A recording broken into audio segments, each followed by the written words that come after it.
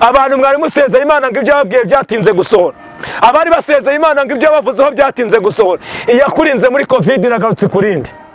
Dore hagarutse ibihe bikomeye 2024.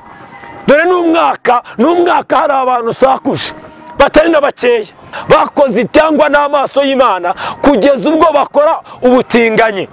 Ntabwo mubizi, ntabwo mwabisomye. Itatumye Imana ifata umwanzuro wo kurimbura Sodomu n'Igomora nuko bari bazanye umwuka wo gukora iby'Imana yanga. Dore ijwi ry'Uwiteka ririmo riravuga cyane ngo nimwitandukanye muve mu bidatunganye. Abari abajura bari kubujura, bari abasambanyi bari kubusambanyi, bari abagambanyi bari kubugambanyi, abibonaga bari kubwibone. Reka nkubwire ngo nimuve mu bidatunganye, iherezo rya buri kimwe cyose, iherezo ry'ibifite imibiri riraje. Zaburi ya mbere. Bene data, mbifuriza amahoro y'Imana, mbabwire ngo Kristo nabahire, kandi nongere nkubwire ngo urukundo rw'Imana rugota ubuzima n'ubugingo bwawe. Haleluya. Rero nyemerera ahantu uri, nyemerera ahantu wicaye, ufata uno mwanya dusengana Imana, tuganire ku ijambo ry'Imana.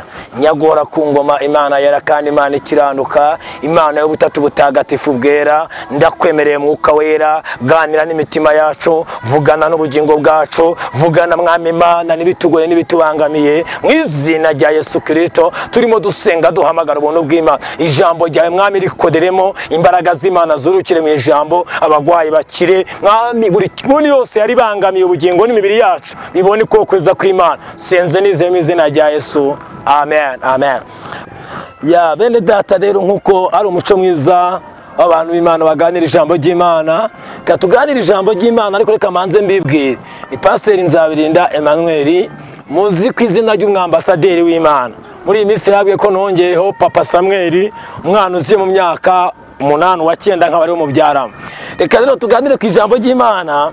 Uyu munsi nzanye ijambo rikubwira ngo Uwiteka afite igisubizo cy'ikibazo cyawe.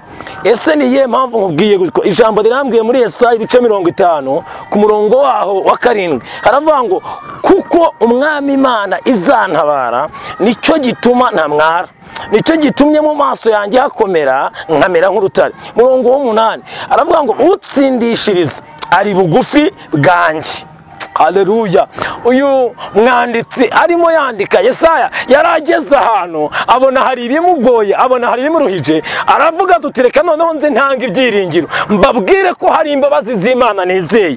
Yesaya avuga no makuru, hari intambara yararimo, hari ibyo yabonaga bimwugarije, ariko aravuga ngo ubwo hari imbabazi z'Imana ku buzima bwanjye nta na kimwe kizatsinda. Ahita anavuga ati reka mbitangaze kugira ngo n'abanzi banjye bamenye ko hari ubutsinzi bw'Imana. Haleluya. Wicika intege mwene data. Yesaya yaravuze ngo kuko umwami Imana izantabara. Ese uyu munsi wa none wiringiye izihe mbaraga? Ni izihe mbaraga zizagutabara? Ni izihe mbaraga wishingikirijeho? Reka nkubwire, nasomye ibyanditswe sanga uwiringiye imbaraga z'abantu yaguye ntaho ageze. Ariko umuntu wiringiye imbaraga z'Imana anyura mu itanura ry'umuriro ariko ntagwa ashya. Nkubwire impamvu y'ibi bintu. Daniel bamushyize mu rwobo rw'intare, bamubwira ko birangiye. Noneho kuko yari yaravuganye n'Imana iravuga ngo nzagutabara no mu gihe gikomeye. Haleluya. Ubwo umunsi wo gukomera kwiwe wari ugeze, Daniel bamumanura mu rwobo rw'intare. Ageze mu rwobo rw'intare asanga Yesu yageze mu rwobo rw'intare. Haleluya. Iyo wiringiye Imana naho abandi babona urupfu ruri, aho ngaho ni Imana igutegerereje. Imana igutabara bigeze ku munota wa nyuma. Kakubwira abandi bagabo batatu, Seduraka, Meshake na Abedunego. Umwami arababwira ati mwa basore mwe, ninde nizihe mbaraga zabakiza amaboko yanjye? Baramubwira ngo mwami Nebukadinezari, nta mpamvu yo gusubiza ayo magambo, ariko Imana twizera ibasha kudukiza amaboko yawe nyagasani. Kandi nubwo itadukiza, iyi Mana turayizeye, turazapfa tuyiringiye. Imana kuko yavuganye nawe ngo nzabarinda, bari mu cyanditswe kuko umwami Imana izantabara. Haleluya. Reka nkubwire ngo ukomeze. Uhuye n'ibiguciye intege, uhuye n'ibikunanije, uhuye n'ibikuruhije, ariko reka nkubwire, genda niba waravuganye n'Imana, genda wicara utegereze icyo Imana yakuvuzeho. Igitondo kimwe Imana izirongera igitambo, kandi nawe utari wakavuganye n'Imana ukimara kumva rino jambo, umva ubutabazi bw'Imana ku buzima bwawe, ukuremo icyo Imana yanga. Ubundi iyi Imana yanga icyaha cyinjira mu muntu wayo. ubundi Imana ntiyanga umunyabyaha, yanga icyaha cyinjira mu muntu wayo, noneho gikure mu cyihane umere nka ya mpumyi yabwiye Yesu ati mwene Dawidi mbabarira. Ntiyabwira Yesu ngo nkize muhumyi bwanjye, ahubwo irataka ngo mbabarira, kuko yari izi ko mu mbabazi harimo byose. Haleluya! Mu mbabazi harimo gukira, mu mbabazi harimo kubaho neza. Iravuga ngo mwene Dawidi mbabarira.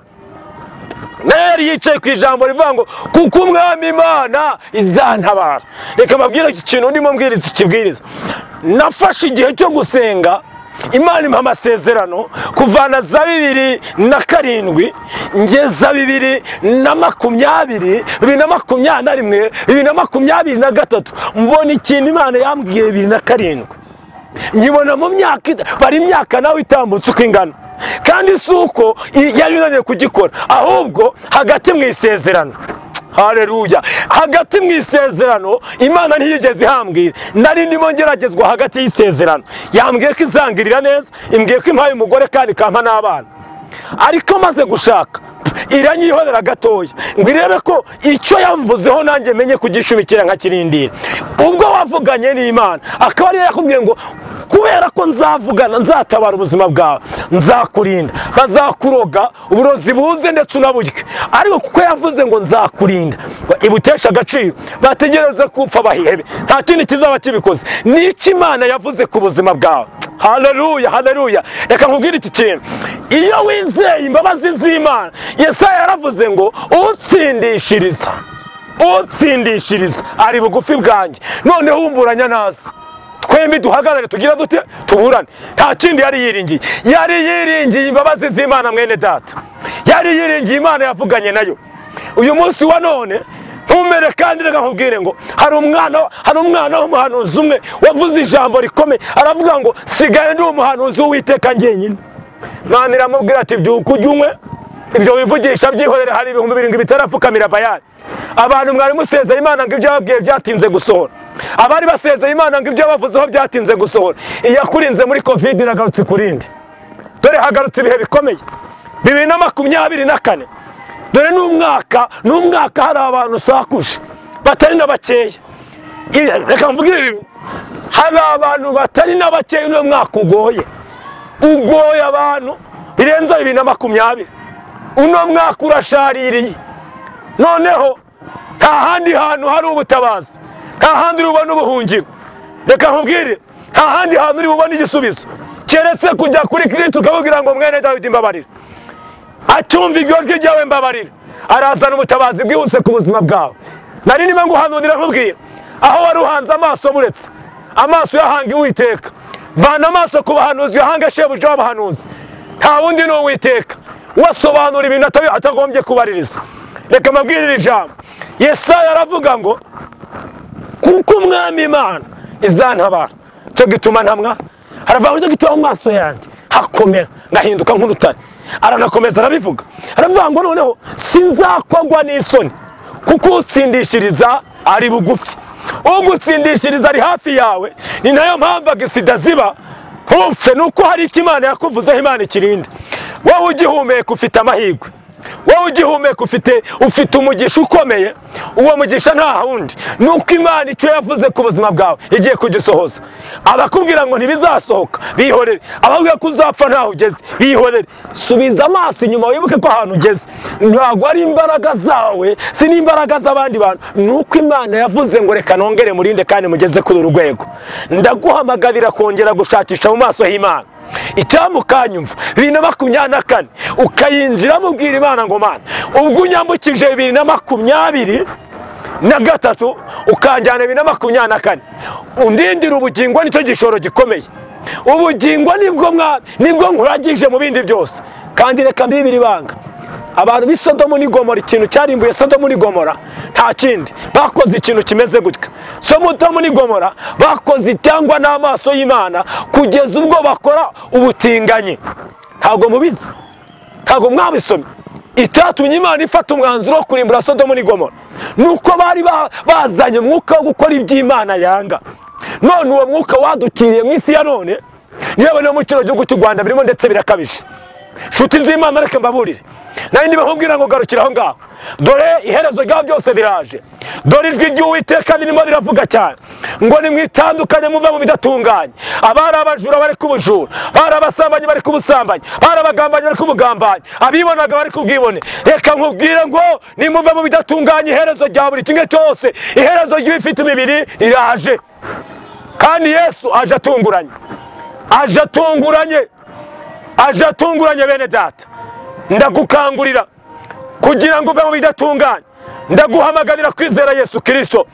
Yesaya yavuze aya magambo, yari umwe na Kristo, yari aromatanye nawe, yari afite ubutsinzi bw'Imana ku buzima bwe. Icyama nawe ukakira ubutsinzi bw'Imana ku buzima bwawe mu izina rya Yesu Kristo. Reka rero fata umwanya ngo usengere Imana. Ariko mbere yuko njya gusenga, nari nshatse kuvuga iki? Nari nshatse kuvuga ngo va mu bidatunganye, wiringire Imana, kuko wavuganye n'Imana. Ntubivange n'ibyaha, ntuyibangikanye. Imana ntibangikanywa, Imana ntibangikanywa, Imana ntiyemera kuyibangikanya. Ntabwo uzakorera Imana ngo ugende gupfukamira Bayali. Niko reka babwire kino kintu, iyo mbwiriza muri iyi minsi nabivuga cyane, nasenze Imana, nta mupfumu nigeze njya gupfukamira ngo mubwire ngo ndebera ko banzinze. Nasenze Imana ndayibwira ngo niba baranzinze wari uhari, niba barandoze wari uhari, ni wowe ufite ubwo bushobozi. Senga Imana muri ubwo buryo, kandi nabaho igitangaza cy'Imana. Mfite umwana mukikiye mu biganza, ntawe uzahagarara avuge ngo napfukamye imbere ye mubwira ngo nandebera ibyo icyo nabaye. Naribwiye Imana kandi nyibwiza ukuri. Nari nshatse kukubwira ngo iki? Garukira aho ngaho mwene data, garukira aho ngaho torero ry'Imana, nimugarukira aho ngaho. Imana irabakeneye, Imana ikeneye ko muza mugahagarara mugahamya, Imana ikeneye ko muza mugahagarara mukavuga imbabazi zayo. Ubutsinzi bw'Imana bube ku buzima bwanyu, kunesha k'Uwiteka kubabeho. Ariko nimugarukira aho ngaho. Urashaka Imana ikugirira neza, banza utakambuye ibwire ngo mbabarira. Mera nk'impumyi yavukanye ubuhumyi, ariko iravuga mwene Dawidi mbabarira. Uko yatagaga cyane niko Yesu yumvishije iryo jwi, abantu barayicecekesheje. Abantu benshi bazavuga ngo ibyo ugiyemo wasaze, abantu bazavuga gukorera Imana nta nicyo bimaze. Ariko bihorere, iyi Mana iyo uyikoreye neza, iyi Mana iyo uyivugiye neza, iyi Mana iyo uyisenze neza, iyi Mana iyo uyihamagaye uciye bugufi, Bibiliya ivuga ngo nta kindi kizana ubukire n'icyubahiro ndetse n'ubugingo, ni uguca bugufi ukubaha Imana, ukicisha bugufi. Bizana ubukire, bizana icyubahiro, ndetse bizana kandi umugisha, bizana n'ubugingo. Amen. Rero mwene data mushiki wanjye, aho nkurikiranye wicaye, wari uri muri ofisi, wari uri mu modoka ugenda, wari uri mu rugo iwawe, wari uri mu kazi runaka, wari uri ahandi mu bindi bitaramo, ukaba wumvishe rino jambo, ndagubwira ngo fata uno mwanya ubwira Imana ngo Mana mbabarira. Nta rindi jambo ushaka gukoresha, wiyibwira ngo dore ibibazo, ahubwo wibwire ngo mbabarira. Ibibazo irabizi. Ukimara kwibwira ngo mbabarira, iyo hizi ibibazo, nukora iryo jambo, uzaba ukoze uzaba ufunguye password ituma Kristo yihuta kuza gukemura icyakugoye. Nuyibwira ngo Mwami Yesu mbabarira, dore amatiku yanyishe mbabarira, dore ubujura bwanzonze mbabarira, dore amagambo yabaye menshi mbabarira. Reka mbabwire abagabo, nimureke duhamagara Imana. Isi ya none yacanze abantu, iyi si yacanze abantu, byageze mu bubatsi ngo byabaye ibindi. Uyu munsi wa none umuntu arakavuze ku wa gatandatu hacaho ukwezi ngo yagiye muri divorce. Uwo mwuka wa Satani urimo usenya ingo, nta kindi kiwinjije, nuko Satani arimo arakora vuba, arimo arashaka iminyago vuba, kuko arabizi ko igihe kiwe cyarangiye. Yesu aje gutwara itorero. Ndaguhamagaye nawe aho uri, ndaguhamagaye nawe ahantu uhagaze.